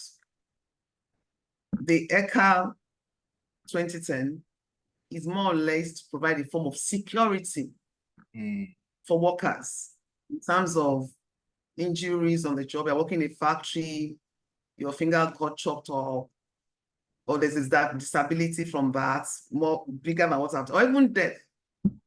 Is to ensure that there's like a security for like an insurance to take care of injuries you sustain or accident that will happen in the course of their work. That's they call it Employee Compensation Act, which was passed in 2010, just to take care of you as an employee. And then, under the law, your employer is expected to pay 1% of the entire payroll costs. They must pay it. And you now have a body that's in charge of receiving that and monitoring it. It's called the Nigerian Social Insurance Trust Fund. In the past, they said, do you have social insurance in Nigeria? People say, no, we have. The NSITF is like your insurance scheme that you have in the country. Insurance, the trust fund, wherein 1% of the monthly gross, of the monthly payroll cost, of the employer is remitted to take care of things like this. And then don't forget that there's also a timeline for filing your returns. We're saying that before the last day of February of the succeeding year. Yeah. So everything for ECA 2023 should have been done before the last day of February 2024. Please don't forget that the salaries, instead of you to bear the cost, it's your employer that bear that cost. You're not the one. Your employer is responsible. And that's why they're saying that the employer must pay, not you now. The employer must pay 1% of the entire payroll costs into the fund. And that fund where they pay it is Nigerian Social Insurance Trust Fund. Yeah. Okay. Just to take care of you as an employee. That's why it's called Employee Compensation Scheme. All right. Yeah, thank you so much, Nike. And it's important for people to also know that there's a penalty for it. Penalties are just going all over the place. I mean, when we talk about penalties and the penalty for that one, it's not so a lot, but there's a point of the imprisonment there, because the employer shall be liable to imprisonment for a time to 1 year maybe it's the HR person, they will come, the law will go after, or pay a fine of 100,000 naira, or both. So really, you really don't want to be exposed to any of the penalties. So we really just want to encourage organizations, please do the right thing and make those remittances as and when required. And Nick, I would like to go further. I'm sure there are other statutory contributions and returns. Would you like to share a bit more on them? Okay, maybe like industrial training fund. Okay. When there's a way that I say that the law sort of protects the employee, sincerely. Make it seem as if maybe there's no law regulation, they are. Yeah. When you contribute to the industrial training fund, it's actually meant to protect also the employee, because the employer, once they have a minimum of 25% employees, and that's 25 employees, sorry. Yeah. 25 employees, not 25%, 25 employees. Maybe like you work in a place where just 5 or 10, then apologies. The ITF might not apply. When you work in a place where you are more than 25 employees, so based on the amended Business Facilitation Act of 2023, it's expected that once you are minimum of 25 employees, the company is expected to actually remit to the ITF fund. And how do the government check that they do this? If they're not done that, at the point of, if they want to bid for a job or a contract or something, they'll ask them to show evidence that they comply with the remittance. For ITF, if it's not done, they are not qualified. They've never allowed them to go past the first stage of submitting the bid. So that means that the ITF, the Section 6 of ITF Acts, actually provides that liable employers, those that have more than 25%, now 1% of the total annual payroll cost now is actually remitted on yearly basis before the 1st of April of the following year. So all the ITF contribution that a large organization that have maybe like 25 and above for 2023 should have been done before 1st of April 2024. So all these deadlines are put in place to ensure that you just don't have a rule that no one is monitoring. You just say, hey, the rules are there now. Who is checking? Who is monitoring it? If they do not do it right, there are consequences. You know, have cases where they have to now pay for penalty, or where there are consequences for the organization itself. So all this are put there to actually protect the employee, to ensure that the law is there to guide you, that your employers are looking out for you when you have disabilities or you have injuries on engagement, and also to take care of, you as a person. You also talk about the housing fund, NHF. It's also about the workers too. All these things are interrelated to ensure that the workers that the loss of the land is to ensure that employees in formal employment, and which is where it becomes interesting. If you're an informal sector, some of this thing will not apply because there's no documentation anyway. If they want to deduct something from your salary, the salary is not stable. Today I give 50,000, as I feel like. Tomorrow I give you 100, another day I give you 20,000. I say, this month things are not okay. So formal employment actually guarantees you access to some facilities as an employee. But when an informal sector, then some of these things might not readily be available for you to access or benefit from. Okay. Thank you so much, Nick. We have just about 18 minutes left, or even less than that, because we need to wrap up properly. So we'll just go quickly. I think we have a few of those compliance obligations that people would love to hear about, and then we'll finish up with the questions in the question tab, as many as we can take before we close. Like I said earlier, if we are not able to take your question, please forgive us. Just we'll share an email address at the end of the session where you can send all your questions to, and then we will be happy to not only respond, but also take the conversation for that. Maybe there are other areas you'd like us to look into and support you to ensure compliance. So Nika, there's a requirement for health insurance. I mean, recently I just got my pair of glasses recently. I mean, I'm sure you like it. So, I just got it brand new. And as I put it on, it was as if I could see afresh. clear lens. The old lens was bad. Everything was just really good. And I did have to take a kobo out of my pocket. Everything was covered by the HMO, and it was really exciting to see. I mean, I'd like you to talk about that, the concept of the health insurance, but for both private sector players and the public sector players. All right, thank you, Bukunmi. I would say that from the word health insurance, there's something that I'm excited about. When HMO became popular, when you have the National Health Insurance Act of 2021, made health insurance mandatory for all Nigerians to ensure that if you work anywhere and you fall sick, without having cash in your pocket, you can have access to health facilities. Yeah.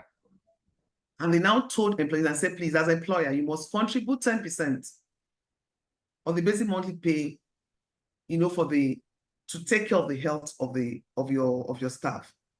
And the issue of HMO now became popular, where you can actually walk into hospitals. We have cases where ordinary malaria, right, can kill people.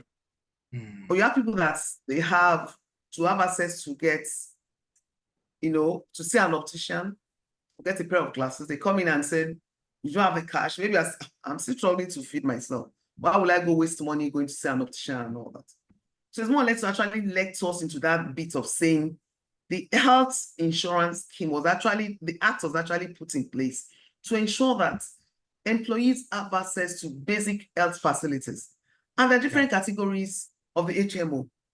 The one that, each organization will tell you there's minimum one and there's the basic one, and then you can actually have the high end. That no matter what your level is, you should be able to walk to an hospital, a registered HMO, when you have HMO facility, can actually walk in and say, okay, I'm not feeling well, and you get treated. If there's some cost above what you subscribe for, the organization might come in, the HMO will come in and say, oh, this person needs so and so, is above the person's maybe like the basic scheme that you have. Yeah. The organization actually come and provide support. But without that case where employees are sick and they're asking colleagues to put money together. And before that is done, there could be loss of life in case of emergency. Yeah. So we realized that when that National Health Insurance Act was passed in 2021, honestly, it's one of the best things that happened to employees in Nigeria. Yeah. Because you don't have to have money in your cash to go see a dentist. About 2 weeks ago, I just realized I was just having this, maddening ache.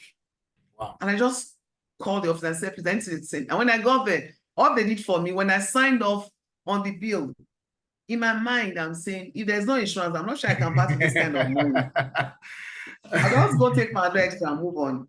As an HNI, Nikki, I'm sure you can cover it. So the thing is that there's something that we'll take for granted, like as an employee, because some things need to work well around you. Yeah. If you have like toothache, you can't your headache, or you can't see well. There's a way of these things relate to you being a total worker and an happy employee that will give good returns to your employer. Yeah. I'd like to encourage everyone on this call today. There are HMO facilities for different category of people. That please make sure you key into it and get registered. Let it not be that you have a facility somewhere you are not registered. It's Christ and I said, you are not registered, you not fill the form. Please make inquiries and ensure that you have your HMO facility updated from time to time. Because one of the best things you can leverage on as a worker, and one of the benefits of being in a formal engagement. Yeah, thank you so much, Nikki. I mean, it's really great to see that there's so much that employees can take advantage of, especially in formal employment. And also, Bukunmi, let me also say it's a win-win, right? Yeah. It's tax exempt. So for the employer to write, they benefit from it. They take care of you, looking out for you, and then the amount they put there is tax exempt. Indeed. So it's not subject to tax, so which is also good. Okay, great. Wow, that's just about 12 minutes to wrap up. So I will just ask you, we've covered the pension question. So I'll just go slightly back quickly to the issue around expired employment. And before we go into the chats, into the question box, to just run through a few of the questions. And I would like you to Are you talk sure we around. have so many expatriates on this? Do you have expatriates on this call? I'm Do sure you have as we much of them? may have some of them. We welcome you. We're really excited to have you. Yeah. Okay, I'm just joking because no there's people problem, that's okay. on this call that's responsible for managing expatriates relations in the office. Yes. But just like on a line term. Indeed, That's fine. Indeed. I mean, Nigeria we're happy with everybody who's coming to do great things and contribute to the growth of the nation. So thank you so much. If you're an expatriate or if you're intending expat wants to japa, just remember that if you japa and you're still working for a company in Nigeria, you will be paying taxes on that income that is derived from Nigeria. So Lenika, we'll just take one or two more questions for you, and then we will go to the chat box and close with a few questions from there. So there's this concept of migrant registration requirement for expatriates. Since we're talking about expatriates, I'd like you to talk a bit around that. I mean, what are the requirements for that? Who is eligible? So who is actually a migrant? Maybe we'll start from that. Who is a migrant? Somebody who moved from Ibadan to Lagos. Okay. Okay, so foreigners, right? Yes. Foreigners that come to Nigeria, not on short-term visits, but likely going to spend more like 30 days, 90 days in the country. It's actually to have your documentation, to ensure that you have your data captured. And why is that important? If you are missing or something happens, then you're able to track and have some things about your database, the database of the country. If you come within 30 days, there's a facility for tracking you and monitoring you. But if you are going to actually reside in the country or stay longer than 90 days, you need to have your data captured. And what does that entail? You need to go to the immigration office. You fill the form online and get a date, and they go capture you. They go capture your, take your biometrics to ensure that you are duly documented to live in Nigeria. So in case there's an emergency or there needs for them to provide some facilities to you, they can do that. Yeah. I tell you have cases where expatriate coming, there's no documentation, and they are ill and no insurance, nothing. They say that no record. You're meant to have come for 2 weeks and you were meant to have gone back. Why are you still here? You're in violation. You shouldn't be deported right away. So migrant registration is also to curtail the excess of influx of expatriates, non-documented expatriates. Okay. When we started having this security risk all over the country, we realized that those that just come in and just stay in the country without having documentation, whether you are from whether ECOWAS, whether non-ECOWAS, once you are staying beyond 90 days in the country, once you know that you are going to reside and work in the country, you need to have your documentation in place. And when immigration also go after community, please show us evidence of your migrant registration before they will regularize an expatriate now. If you're in the country for employment, one of the things they do is that they say, please come, they want to take your data, fingerprint before they even give you a green card or residence permit. They want to have your information about you, want to be able to track you, want to have your critical information about you, and you're in a system that if they put your name, something will come up on you. That this man is actually meant to still be in Nigeria. He's not left. If they say he's left, no, he's not left the country. Yeah. And that's to curtail the excess of security challenges. People just, just flow into the system. They just disappear. Let's know that it's not Nigerians that travel abroad and they disappear. Foreigners coming to Nigeria, they just fade. They fade as in they fade. Wow. They come in for business meetings and the company cannot even find them. They've gone for a meeting in Lagos, they've gone to one village in Eket. Wow. Or they've gone to a village in Ekiti State where you cannot even see them. So migrant registration, the person that accepted immigration responsibility to be able to produce you and said, we have those person can track you. That's what migrant registration is all about. And it's also in your own interest as an expatriate and also as an employer. Do not prevent your expatriates from being properly documented. It is your own interest. If anything happens to them, we have cases where expatriates, they can fall sick and they pass on. And to take them out of the country, immigration is asking for some documents. You cannot even take that corpse out of the country if there's no proper documentation of that person coming into the country. They want to know how the person come in, person reside in their record. This person left Nigeria 6 months ago. Why do you want to take the corpse of a person that left Nigeria 6 months ago out of the country 6 months after the record is showing that he ought to have exited the country? So as an employer, you pay attention to those that are coming, and also you are sincere in the intention. Do not have someone that has come in on long-term basis under the category of short-term, and you now convert it. You go convert a visiting visa to a work visa. It's a violation for both the expatriates and also the company that employ them. Thank you very much, Nike. I mean, our time is almost up, so I'll just run through the chat box, try to answer as many questions quickly, and then I'll bring you back to just share your final thoughts on the chat. So just see what we have here in the chat box. It says, is there a quota of employees prescribed by law organizations to subscribe to HMO? No, all organizations are required to have health insurance for their employees, so there's no minimum for that. It says, yes, so this question, I was going to make a comment on it. Now, even though the requirement is that if you have less than 25 employees, you don't have to subscribe to ITF. If you have costs to apply for contracts with government, the government will still ask you to do that. Right now, there's no solution to that. We did issue, we sent out a notification to our clients on this, and that was one of the things that we did mention. So if you are going to be engaging with government a lot, even though you may have less than 25 employees, we recommend that you may consider still continue to fulfill the ITF requirements. It says, what do you do when your employee deducts taxes and pension but do not remit? So now the employer is already in violation. So if you have tried to contact your maybe for pension, your PFA, and they say they don't have it, then you may have to find a way to escalate, internally, whatever works for you. But clearly your money is being taken and is not being put aside properly. Someone says, when was the last time PAYE was reviewed? It's surprising that there has not been any discussion about increasing the CR, Consolidated Relief Allowance. Consider signal erosion of purchasing power due to inflation.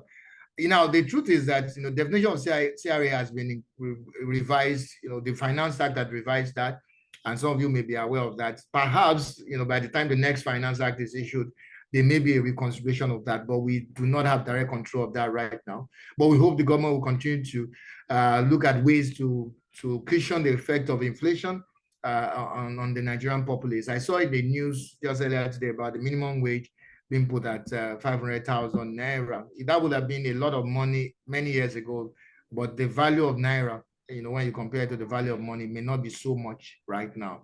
I'm just trying to see how many questions we can get to. Please forgive us if we do not get your question.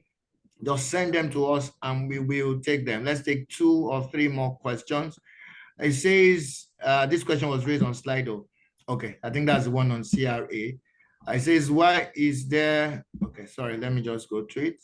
What happens when an organization, this is a good one, when an organization is located in a different state from where the employer is resided? We did talk about that earlier. The tax will be remitted in the state of residence. So, remittance of tax is based on residency rule, not based on where you work.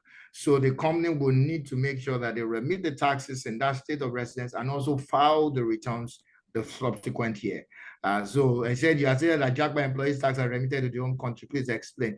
So what I was saying, what we said was that if somebody has JACPA and is still working for the Nigerian entity, that portion of their income will need to be paid, will need to be remitted in Nigeria. Given that the state of residence will be different in that sense, they would have to piggyback. I believe that the appropriate route will be to piggyback to the last state of residence when they were in Nigeria, the portion of their income, because that will need to be paid to the relevant State Board of Internal Revenue. So that is as far as I think we may be able to take. We have just about 3 minutes to get out of here, and we do not want to go beyond the time. So thank you so much, everyone, for joining us today. Like we said, please feel free to send your questions to the email address I'll be put in the chat box now. It's ngdltrps managed services group at ng.kpmg.com. It will be put in the chat box right about now. Just send us the questions. We will endeavor to attend to them as soon as possible. We believe that you found this very valuable. But in closing, I'd just like to bring up Nike to just share our closing thoughts, and then I will come back to wrap up. So Nike, just to bring everything together, it's been almost 2 hours. 2 hours I've just flown past so quickly. I think I need to take a sip of water. Well, thank you, Bukunmi, and thank you to our lively audience. Thank you for all the questions. Thank you for being part of the show. And if there are 2 things you must take away from here today, is for you to know that there are obligations for both the employee and the employer for the benefit of all. As an employee, please know your rights. Ask the right questions. If you work in a place where taxes are not being remitted, please know that something wrong is being done. If taxes are not being remitted on your behalf and you need a tax clearance certificate, there'll be none for you. Means that it's not in your interest for your organization to be in violation. Secondly, if you're an HR practitioner and there's statutory returns that need to be filed on behalf of your expatriates employees, and you are not doing that, when the penalty of somebody going to jail, if there's wrong reporting, you signed letter and saying, I'm accepting immigration responsibility to bring this person into the country. When government wants to come after somebody in that company, the person that signed that letter on behalf of the company will be the one that is sanctioned. There's option of saying paying fine or going to jail. They will send an employee that signed that letter and saying we are accepting responsibility because they are tying you to, there's a name. Don't forget at the point of getting the visa abroad, you would have shared your Badesa page of international passport, your mobile number, means that you are indirectly representing the company. When they want to send a company to jail, they will send someone in that company to jail for consequences for non-compliance. So above all, please be on the right side of the law in terms of necessary remittances and also taxes. It's a statutory thing to do. Like I tell people, after God is government. And that was why the quotation from Bukunmi says that 2 things are real in life, death and taxes. God is in charge of death, government's in charge of taxes. So thank you so be much, on the right side of the law and pay the right taxes to get the right benefits at all times. Thank you for being part of today's show. We look forward to seeing you at subsequent tax charge from KPMG. Thank you. And enjoy the rest of your day. Yeah, thank you so much, Nike. I mean, just at the dot of 12 o'clock, it's such an exciting session. I'm privileged to have moderated this, and I'm sure that all of those who have attended have found it insightful. Apologies again if we didn't get to your question. Please do send it to us via that email. And in closing, I'd just like to say there's an interface between tax and immigration. If the expatriate leaves, make sure you delete them from your quota. Make sure you notify immigration so that you are not subject to back taxes. On the next time when we come again with another insightful edition of the KPMG Social Media Tax Chat, my name is Bukunmi Olaniyonu, and I'm signing off on this note. Enjoy the rest of the day. Thank you, everyone. Bye.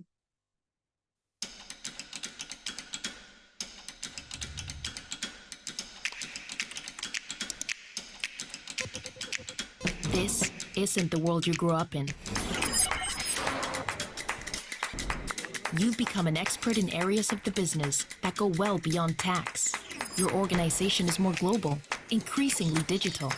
Your business models are more complex. Compliance is getting complicated, and penalties are more severe. Governments around the world have moved towards taxes that are easier to collect and administer through technology.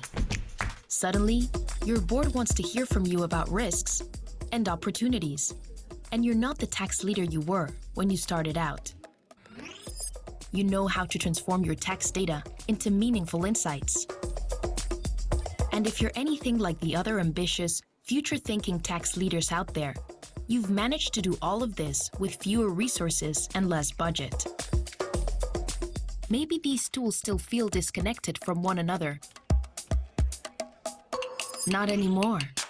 Introducing KPMG Digital Gateway, the single platform solution that gives you access to the full suite of KPMG tax and legal technologies you use.